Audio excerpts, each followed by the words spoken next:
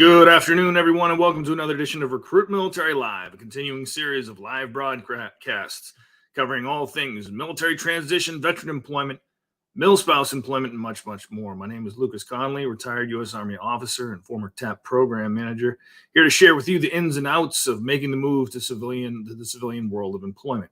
If you're in search of meaningful employment after a career in the military, well, you're in the right place. Please visit rmvets.com/live to learn more. Okay, folks, let's roll into today's show. You're thinking about leaving the military? You have concerns about being financially secure as you transition to the next phase of your life? Well, you're watching the right show, so don't touch that mouse. Today's guest is a certified financial advisor who works very closely with active duty service members, transitioning service members, retirees, veterans, and mil-spouses alike to help them plan for their financial future. He wants you to be confident about your finances by implementing a strategy for your investments that won't leave you feeling anxious. He takes his passion to the next level by hosting a monthly forum called Transition 30. He brings together subject matter experts on that forum to discuss military transitions, employment, VA benefits, insurance, retirement planning, and a host of other topics, all aimed at helping service members and veterans make the very best of their transition from the military service to civilian life. At the end of today's show, he's going to tell us how you can reach out to him for a free 30-minute financial consultation. And I'll tell you, we do like free. Ladies and gentlemen, please join me in welcoming to the show today, Mr. Todd Nelson. Todd. Hey, Lucas. You know what? I appreciate the intro and the Transition 30. One of the experts next week is going to be you. So, wow. What was it? What can you say, right? What was it that Groucho Marx said? I wouldn't want to be a member of a club that would have me as a member. Understood, but it's a great venue, and everybody. Unfortunately, not everybody that is on the show is going to want to talk to me today. Maybe down the road, but everybody wants to figure out how to get a job, and so that's what you're on there for, is to help them know what Recruit Military does for you. So I live only to serve, sir, and it's a pleasure to be on your show. Absolutely. All right, folks. And now that you know who we are, we'd like to know who you are. Hit us up in that chat window. Let us know who you're with, who you're serving with, what your status is: retired, transitioning, active guard reserve, mil-spouse, caretaker. Where are you watching us from? We'd like to hear your questions as well. So if you've got questions, comments, pithy remarks, feel free to jump into the chat. And time allowing, we'll address each and every one. All right, Todd, let's light this candle. Financial planning. Let's face it, we could all use a little extra money. We could all afford to make a little extra money, and more importantly, to keep the money that we make. So this is a hot topic. Then there's lots of people handing out advice. All right. Yep. In the transition services, there's always financial advisors. They tell you pay down your debts, maintain 3 to 6 months household expenses and cash reserve, create a budget. In our conversations, you've kind of broken down a little more simply, which I appreciate because I'm not that bright, about 3 key budget considerations, 3 things to think about as you begin to make your financial plan post-military. Can you go over those? Yeah, no, and that's a great question, because financial literacy is such a huge topic that is just brushed up on in TAP classes. And, I've got a great friend of mine that he started working for a big company, won't say who, but they have a lot of warehouses, a lot of deliveries. And he said, I quickly found out I took it for the job, or I took it for the paycheck, because that's what I felt like I needed to do. But the 8 to 10 miles of walking on the concrete warehouse floors every day, he said, I just couldn't do it. And so financial literacy is the very foundation that we need to think about, because if you can put yourself in a position where you don't have to take the paycheck and understand what all that means, it puts you in a much better place. So one of the things my dad used to say is, I like the KISS principle: keep it simple, Sally, Steve. And in his case, he would say, keep it simple, stupid.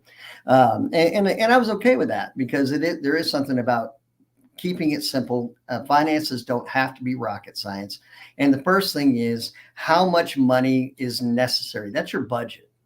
You've got to, and I know you do that in TAP, but you have to dig deeper than just, here's what I'm bringing in, here's what I think my expenses are. How much is necessary? Then the next question is, how much do I want?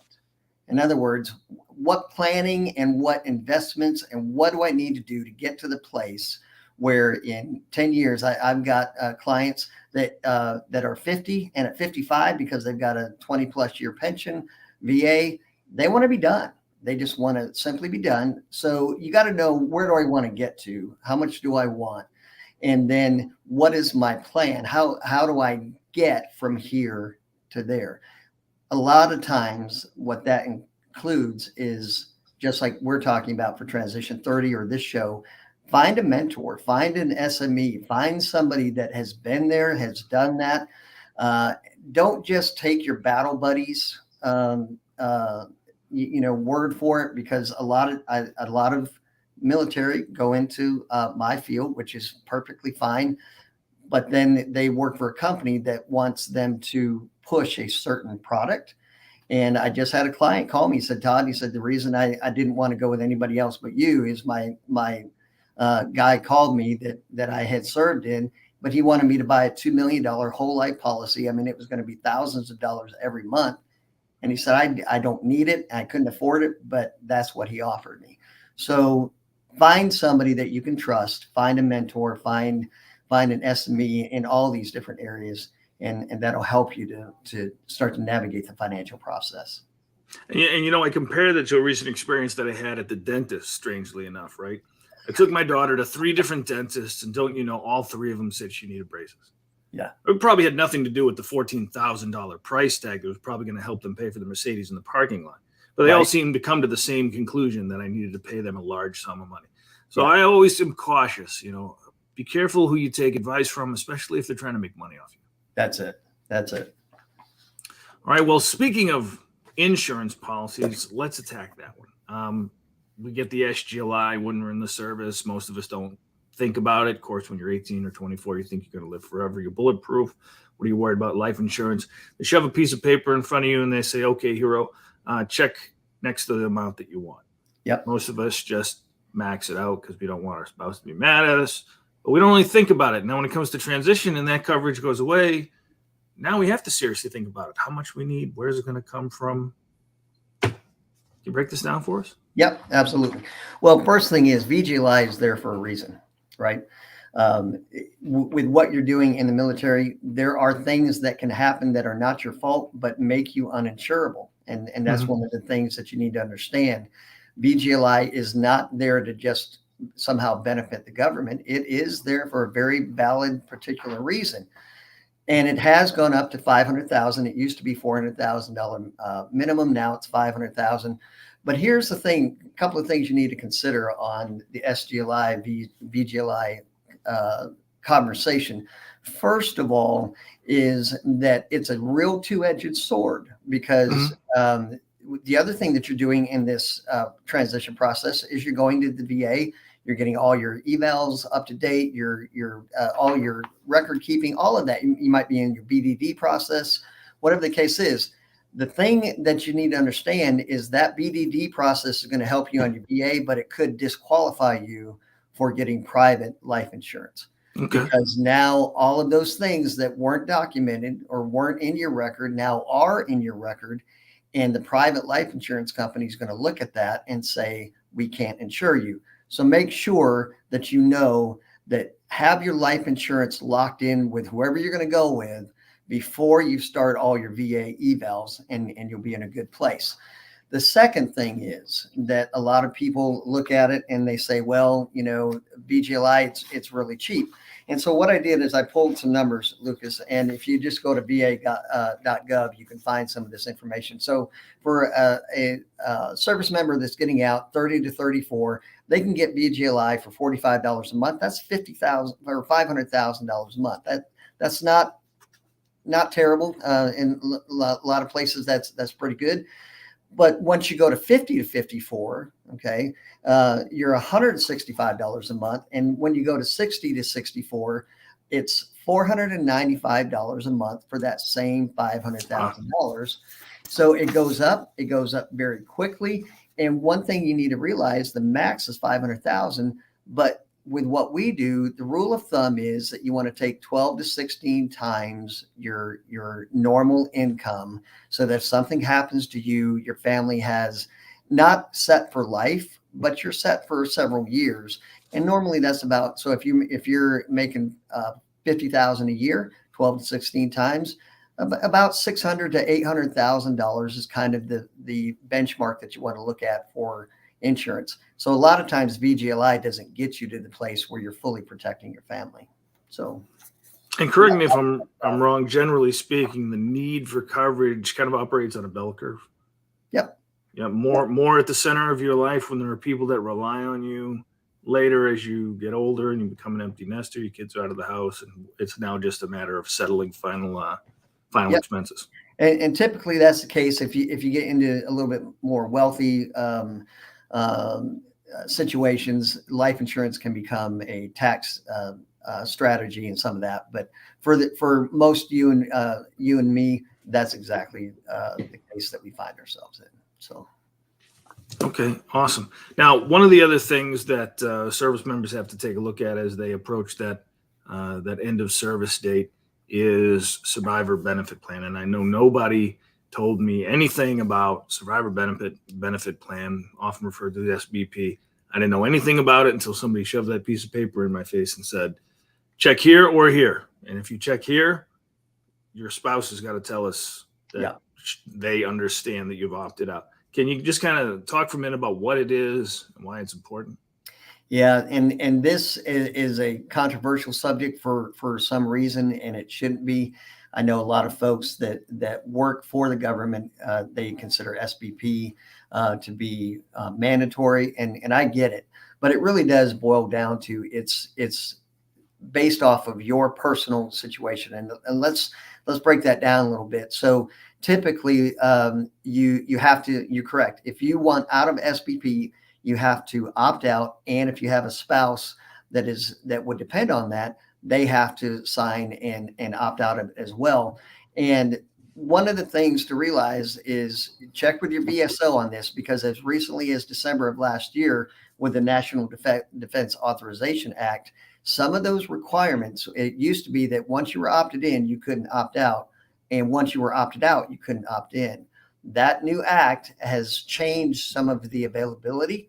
So you really want to pay attention to this part of the conversation, even if you've already opted out or even if you've stayed opted in. Check with them, see what your particular situation would allow, because that's a big change. It used to be that you had a window from 24 to 36 months to make a change. Now that has certainly changed them a little bit. But let's use a specific example, Lucas. Let's go, and I just took some of these numbers off of militarypay.defense.gov.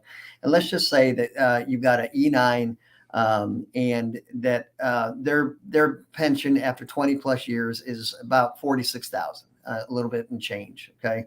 So SBP is going to take 6.5% of that.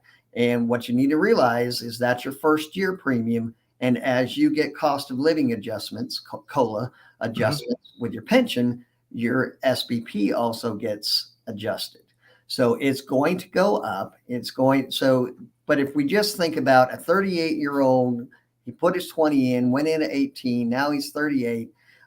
He's an E9, and what you have to for SBP, you have to be in for 30 years in order for that to kick in. So, but once you pay those 30 years, your premiums are done. But for 30 years at that $29.97 a year, assuming it doesn't go up, that's still close to $90,000. So when they put that box in front of you, says check here, literally you're making a $90,000 decision at least. And so what you want to think about is that you want to factor in your health. What's your health history? What's your medical history? What's your spouse's medical history? Because you can pay 29 years in the SBP, and if your spouse dies at 29 years, you could very well have paid all of that, and you don't get any benefit because now you outlive your spouse, and that SPP went for nothing. But if you are not well, or you die tomorrow and you've only paid in, $500 of that or whatever, that looks like a really good deal. So it's something that you just really have to individualize down to yourself and make that decision, and have the conversation with your spouse, especially about how do you feel. Some folks, the spouses were like, listen, I did 20 plus years with you in the Army, or the Army and you, however they want to look at it. I will have that SBP because I have to have that peace of mind. And that's a personal decision that you have to make. So. And then what's that SBP paying out? I mean, I crossed the street tomorrow. I got run over by a 5-ton truck. What is my spouse going to get? Is she getting the whole knot or a piece of it? Great question, because you're only getting 55% of that pension. So again, it does, a part of the decision has to be the financial part of it. It just has to be.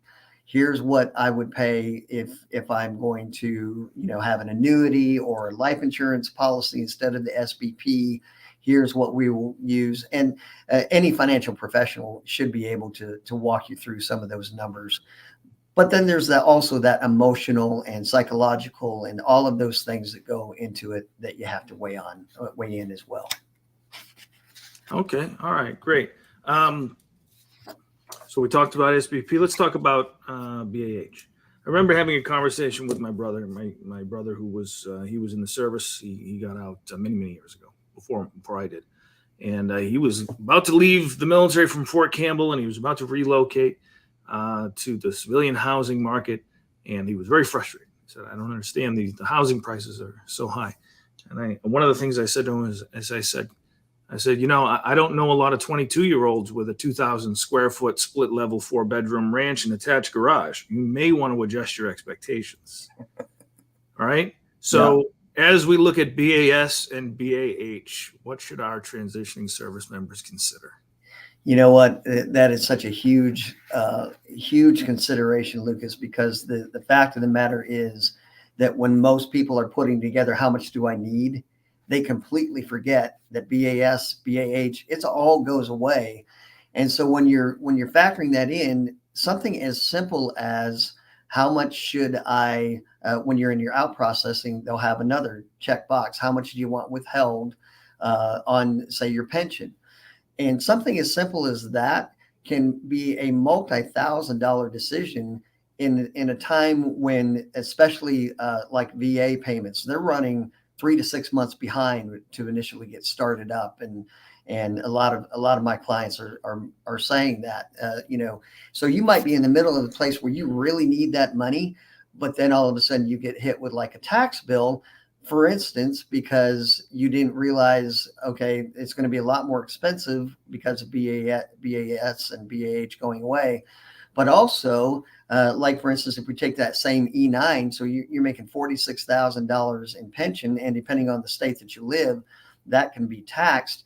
And then it is nothing for especially folks coming out of cyber or IT in the military to be making 80 or 90 on a pension, and then 200, 250 in their regular job. That's not unusual to have that happen. And if you have checked on your out processing form, I only want to have 10% withheld for taxes, automatically that $46,000 pension puts you in the 22% tax bracket, or the 12% tax bracket. And then you add in your spouse and your position. Once you're over 89,000 and change, you're in the 22% tax bracket. And for those months that you went, you haven't been withholding that, and literally you get several $1,000 surprise at the end that all you had to do is say, you know what, I'm probably going to be making this, so I need to withhold at least 22% out of my pension or whatever. And that will really help that whole transition from BAS, BAH, all of those things. Just really walk through that. And sometimes it takes somebody like me, who I've never been a veteran, so I don't include in some of those things, to really say, well, wait a minute, you're not going to have these things typically in the civilian sector. And BAS and BAH are non-taxed, right? Yep. Yeah, so your tax burden's changing. instead of having this whole section of your paycheck, which is tax-free, all of a sudden you're paying tax on the whole kit and caboodle. Yep. Yep. All right. So don't do what I did, get out of the military and not withhold anything from your pension, because I'll tell you, I damn near had a cardiac event right there in the tax preparer's office. Imagine. I thought I was going to code out right there at the desk when they gave me a number, and I was like, that's great, I could use that money. She goes, no, that's what you owe. Where's my nitro? I thought I was going to lose it. Yeah, that's a tough one, but Yep. You got to look at that. Yeah, you got to understand your taxes, because they're not going away. All right, now into some real meat and potatoes, the money you can make, the money you can take home, the money you can put in your pocket. A lot of folks, as they leave the military, they take a look at their pay chart, they see what they're making, they immediately think to themselves, that's what I need to make, and they get fixated on salary, what's in my paycheck. But they miss out on something else. And one of the things that you reminded me of is that salary is just one slice, one little piece of the total compensation pie.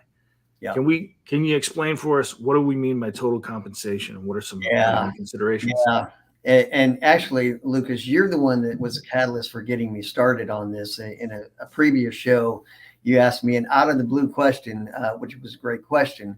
But even simple things like, for me, this seems like a simple thing, but what does vesting mean? And that is a huge part of the consideration, because in the military, you're just looking at, okay, here's my salary, here's my BAS, BAH, all of those things. But when it comes to a civilian sector job, you're often, not always, but often, your salary is just a portion of the overall compensation package. And if you don't understand that, like, for instance, I'm going to use a real life example of a client. Of course, I won't name names, but he came out and he was working for a company that has a great 401k. And here's a couple of things to know. A 401k is similar to your TSP. There are differences, but it is similar. And the thing that you need to know is that on a 401k, not every company is required to give you money, which would be called a match typically. Yes. So not everyone is required to do that. So don't think, oh, well, I'm going to sue them, or they're not doing me right, or whatever. It's just not required that they do a match. It's not even required that they offer a plan. So if they offer a plan, it's a huge benefit. Number one. Number two. So let me just for the audience. Just to clarify, that dollar match, right? So let's say the 401k is 6% of your base, right? Your base pay, and you say make $100,000. The match you're talking about. Yep. And correct me if I'm wrong. So if I put in 6%, so I put in 6,000, which is 6% of 100,000, and then if my company dollar match is 1-for-1, they contribute 6,000. At the end of the year, my 401k should have 12 grand in it. Am I right? It should. Yes, absolutely. But then they also get into, well, we're going to match it dollar for dollar up to a cap. So it could be up to $3,000 or whatever the case may be. So again, very, very important that you understand what all that looks like. And the other thing is, remember that anything that you contribute out of your paycheck cannot be withheld when you leave that employer. It can't be. It's not legally allowed to be withheld, because it's your money. Absolutely. However, what people don't realize is that match money, or say profit sharing, that we had a great year, so we're going to give some of that, but they might put a vesting schedule on there. So my client, it was a 4-year vesting schedule. And what that means is that anything that the company contributed to that, if he quit after the actually in 401k, it was a 3-year vesting schedule. If he quit before that 3 years was up, a portion of what the company said, hey, here's $10,000, we're going to give that to you. They would say, okay, because you quit a year in, you only qualify for 2,000 of that 10,000. Don't mistake that. That's not illegal. That's perfectly within their right. And it is something that happens all the time. So for instance, again, on my client, he then also was offered, and we'll just use $100,000 in stock. A lot of stock options. Yeah. Stock. These are called restricted stock units, RSUs. again, all of these things are going to be thrown at you, and if you don't understand what you're getting into, it can be complex.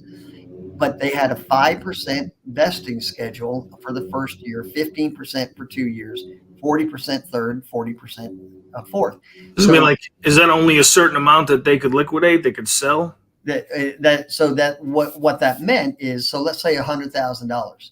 He ended up quitting after the first year because again, that 8 to 10 miles on pavement, it just things he didn't factor in. He was able to, in that scenario, he was able to take 5,000 and liquidate it. The other 95,000, literally, he walked away from. That's one of those things. Now, again, there's individual scenarios for everything, and so I understand that, and that's a little bit more simplified. But that's what vesting means: is they can say, "I'm going to give you 1,000 shares of stock vested over 4 years." For him, that was the schedule. So if you quit after that first year, you may only get 50 of those shares of stock. And so it's very important, because if you're saying, "Oh, I'm going to make $100,000 over at this company," but then the other company is paying you a higher, but doesn't have the same match or whatever, it's all part of that overall competition. Yeah, and I think there are other pieces too. I mean, can we talk about some of the other possible forms of compensation? Relocation. What am I missing here? Gym memberships. So here's the other thing. So with the 2017 tax and job cut, known as the Trump tax cuts, the other thing about military that you have to realize is they may offer you a relocation expense, say $10,000 in the military. That's not taxed. Now that has been removed. They will count that as $10,000 in your income, and you think, "Man, that's great. They're paying for me to move," except you'll get taxed on it the next year. That's part of your income at 12% or 22% or whatever the case may be. I was talking to a retired general officer, and he was telling me, he said, one of the biggest mistakes that some transitioning service members make is they leave money on the table. And I said, "How do you mean?" And mind you, this is a retired 1-star General Air Force. I won't mention his name, but he said, "I was offered a $10,000 relocation assistance bonus when I hired on for a company. You know what I told him? No, I'm good. The Air Force is going to move me." And so he turned it down, and I'm sure that they just happily put that money back into their operating accounts. Right.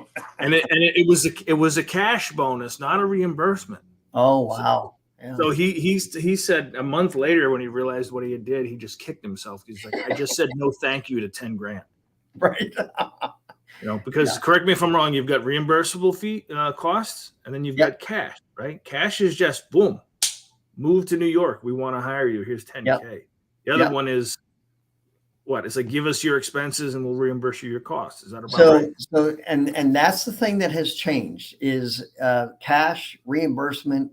Now, again, it could change again, but in 2017, any moving expenses for non-military, and with military, you're used to you got PCS, you got orders. That is not taxable. Nobody else that I'm aware of in the civilian sector gets that ability anymore.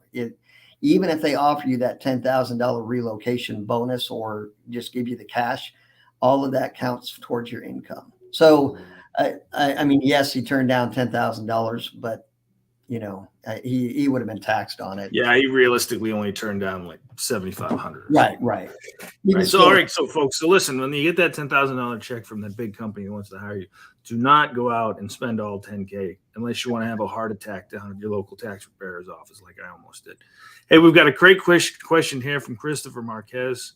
See if we can pull this over here. What's your thoughts on active duty TSP when you get out? In this market, would you consider moving it into a safer vehicle? Great question.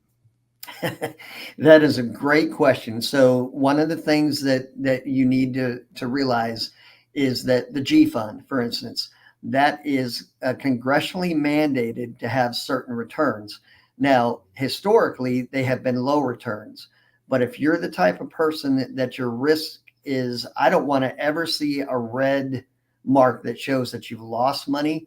Mhm. There is no other vehicle that I know of in the civilian sector, in mutual funds and stocks and stock mutual funds that will guarantee you that you will never see a down year. So that's something to think about. Now, what I will say is that if you move it to your own IRA, for instance, and you utilize somebody like me, you can get some of the expert advice that the TSP, they're just not, that's not what they're there to offer. They're not there to offer you investment advice. So because it's in TSP, most folks are not going to be able to give you what they call fiduciary advice or in your best interest advice because you're not my client. And so I'm prohibited from saying, hey, Lucas, you need to go out and this is what you need to do with your money. Yeah. If it's not something that I'm helping to manage. But that's Yeah. a great question. I think the one that I'm in right now is age-based, and if you have any comments about this one, please share with the audience. Yeah, Where at the beginning, I've got a portfolio diversified with a heavy weight towards higher risk, large cap stocks, and as I get older, the distribution within the fund shifts towards automatic, safer Yep. funds, and then I guess is supposed to be more or less bulletproof when I hit 65. Sound about right? Well, except for the bulletproof. Well, we can hope. Yeah, right.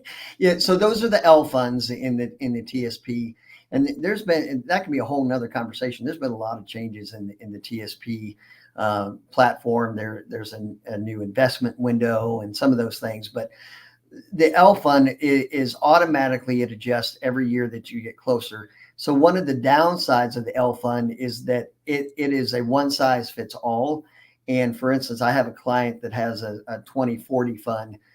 They are heavily 35% in international stock because that's part of the overall allocation of that L 2040 fund.